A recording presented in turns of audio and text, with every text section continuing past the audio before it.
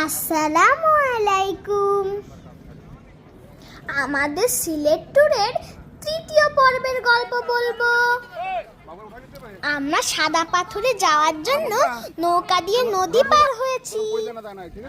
এখান থেকে বেশ খানিকটা হেঁটে যেতে হবে। ঘোড়াতে চড়ে যাওয়ারও সিস্টেম আছে।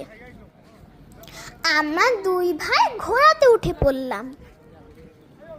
বাবা, আম্মু আর আপু হেঁটে আসছিল। ওই দেখা যাচ্ছে বর্ডার মার্কেট। ইন্ডিয়ার বাংলাদেশের বর্ডারে মার্কেট আছে। সেই মার্কেটে অনেক দোকান আছে। এইসব দোকানগুলোতে ইন্ডিয়ান জিনিস পাওয়া যায়। টুরিস্টরা এগুলা কিনে থাকে। এই দেখুন কি সুন্দর পাথর, চারিদিকে অগণিত পাথর, সাদা সাদা পাথরে ভরা। ওই যে দূরে পাহাড় দেখা যাচ্ছে, ওগুলা ইন্ডিয়ার পাহাড়।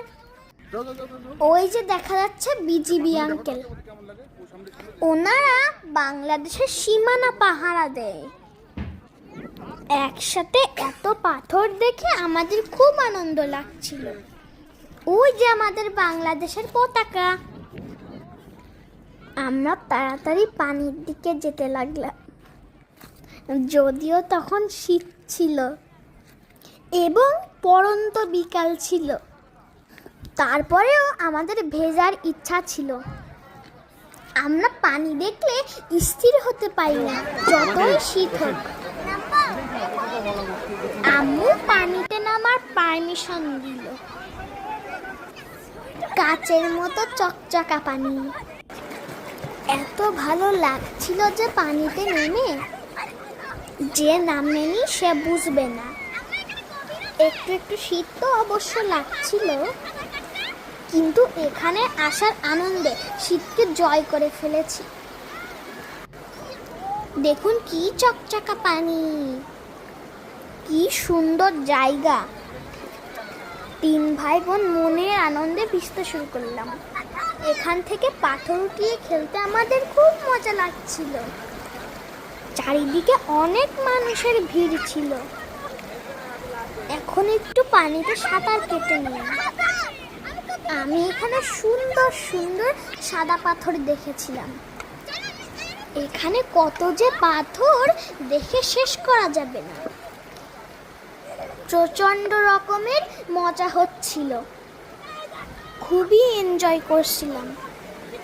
অত্যন্ত মনোরম পরিবেশ। এটা যদি গরমকালে হতো আরো মজা হতো। এখন একটু এনজয় করে আপনারা দেখতে থাকুন।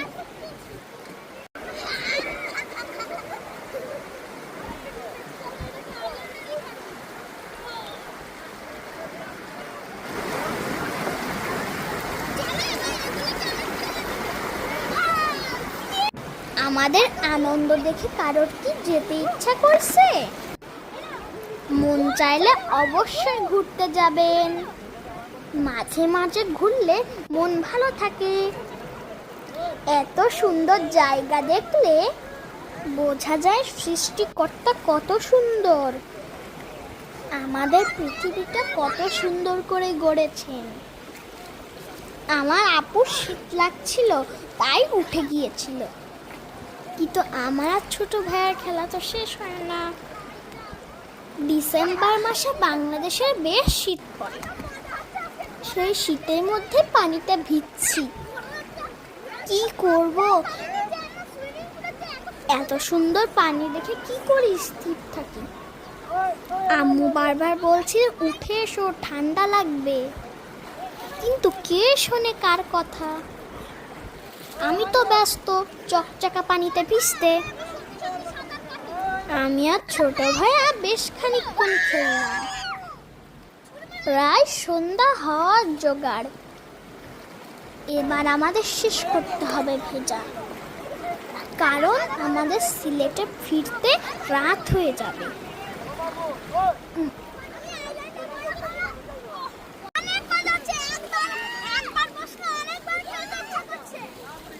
সাদা পাথরে এসে অনেক মজা করলাম। এটি সারা জীবন মধুর স্মৃতি হয়ে থাকবে।